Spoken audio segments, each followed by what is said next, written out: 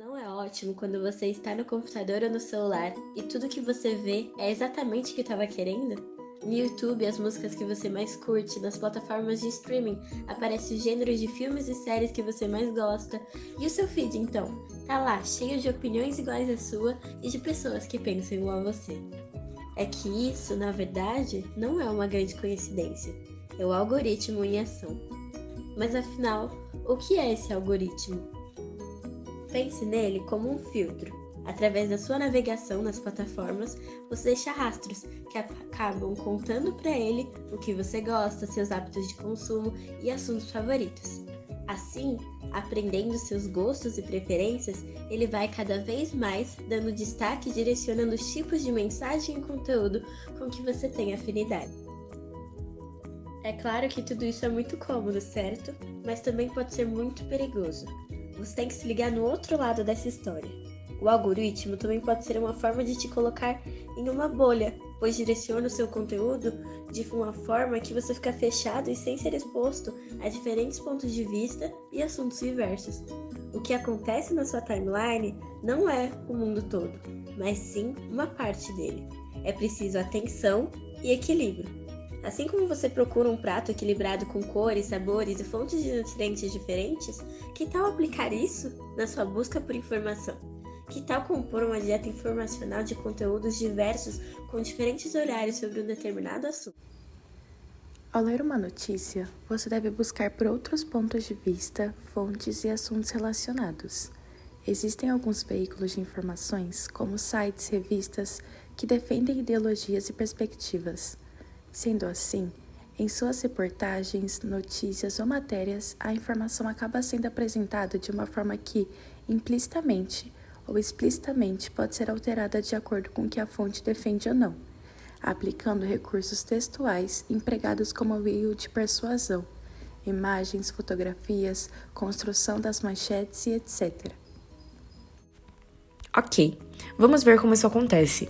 Pensando num assunto bem atual, a censura nos shows do festival Lollapalooza, temos aqui 3 matérias desse mesmo assunto. Vamos lê-las minuciosamente para fazermos uma análise crítica de cada uma delas. Neste primeiro momento, vamos observar o lead da notícia, que é a primeira parte. Geralmente, é aquele parágrafo com 2 linhas, posto em destaque, que fornece ao leitor informações básicas sobre o conteúdo e a imagem que acompanha abaixo.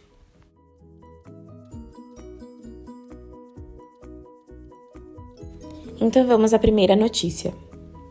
Representa precedente perigoso nas eleições de 2022.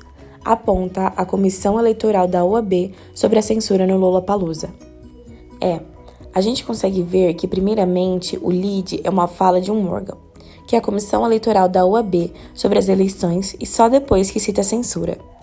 Essa fonte, no caso, coloca como mais importante as eleições e sobre o quanto esse acontecimento, essas manifestações, vai ser importante e impactante nas próximas eleições. Sobre a imagem, ela mostra a cantora drag queen Pabllo Vittar, que fez apologias ao seu candidato político durante suas apresentações. Esse candidato em questão, esquerdista, é o contrário do jornal que defende a de direita.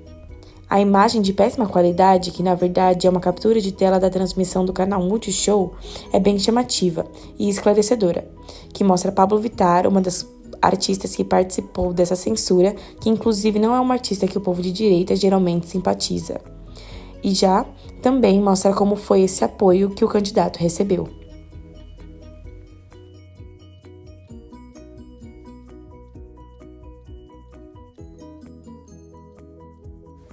Nesse segundo exemplo, ele já foca mais na questão da censura, sem citar órgãos ou as eleições como no primeiro exemplo.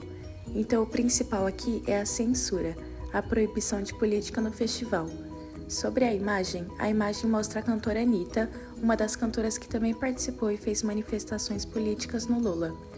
É uma imagem que também chama atenção, já mostra um dos participantes dessa censura e uma participante bem famosa, com bastante público, e é uma foto dela tirada durante um clipe. Esse canal de informação optou por uma foto que entrega menos sobre como foram as manifestações e quem foi apoiado. Esse veículo de informação possui um caráter mais esquerdista.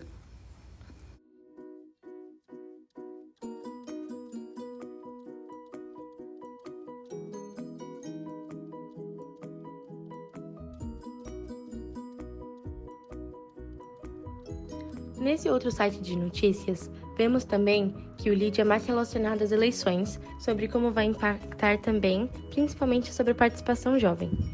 A imagem mostra também 2 artistas que fazem parte da comunidade LGBTQ+, a Pabllo como no primeiro exemplo e o Lulu Santos. As imagens mostram ambos durante o festival e deixam de forma mais sucinta qual o candidato apoiado. Essa reportagem é de um canal esquerdista. Então, como você viu logo na apresentação da notícia-reportagem, dependendo de onde você procura informação, é diferente. Agora vamos ver alguns trechos dessas 3 notícias que denotam recursos linguísticos que auxiliam na persuasão e na defesa de uma ideologia. Exemplo 1. Cala a boca já morreu. É proibido proibir. Censura nunca mais. O resultado concreto da tentativa de Raul Araújo, ministro do Tribunal Superior Eleitoral, de censurar o festival Lollapalooza de volta ao Brasil após 2 anos e meio de pandemia, foi estimular a rebeldia que andava recolhida nos artistas e nos jovens. Ao acolher uma representação do PL, partido de Jair Bolsonaro, e do impoluto Valdemar Costa Neto, contra as manifestações políticas nos shows, Araújo acabou por produzir o efeito contrário. O Lolla 2022 ficou marcado pelos protestos e não pela apresentação de roqueiros e popstars.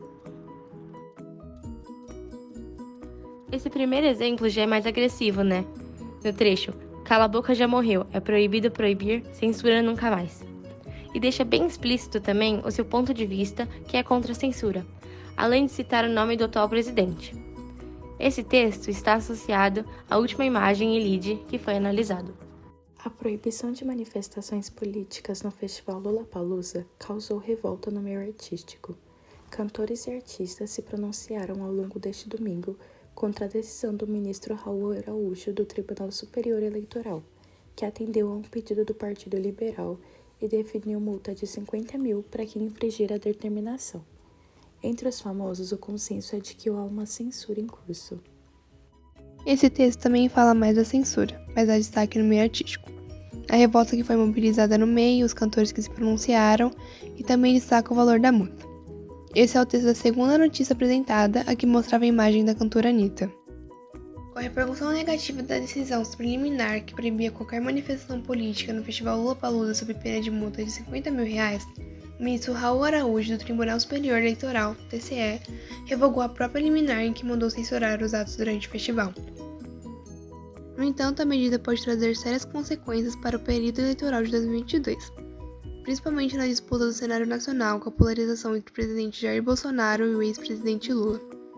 Para o presidente da Comissão de Direito Eleitoral da OAB, o advogado Francisco Dantas, a decisão estava em desacordo ao que dispõe a lei eleitoral, notadamente no artigo 36A, que exige o pedido explícito de votos para a configuração da propaganda eleitoral antecipada. Esse último texto da primeira notícia apresentada possui enfoque novamente nas eleições e no impacto das manifestações de política nesse ano de eleição. Também são denominados os nomes dos 2 candidatos, Lula e Bolsonaro. O trecho condena como propaganda eleitoral emancipada as ações dos artistas, e não dá enfoque na censura denunciada por eles. Bom, como você viu, acaba tendo, dependendo da fonte, diferentes visões e olhares de um determinado assunto ou acontecimento. É por isso que você pode e deve ampliar sua visão. Quanto mais você se abre ao mundo, mais você vai vivenciar experiências plurais e diversas. Consuma, produza, curta, compartilhe, mas também filtre e seja consciente no seu papel nesse universo de informações.